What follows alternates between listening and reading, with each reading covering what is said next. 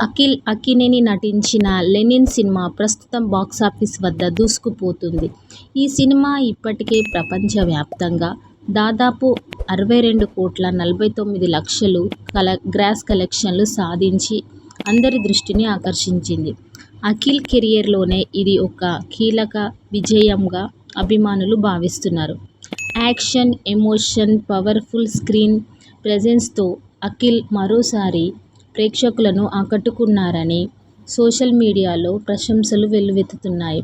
దీంతో సినిమా కలెక్షన్లు కూడా మంచి ఊపులో కొనసాగుతున్నాయని ట్రేడ్ వర్గాలు చెబుతున్నాయి.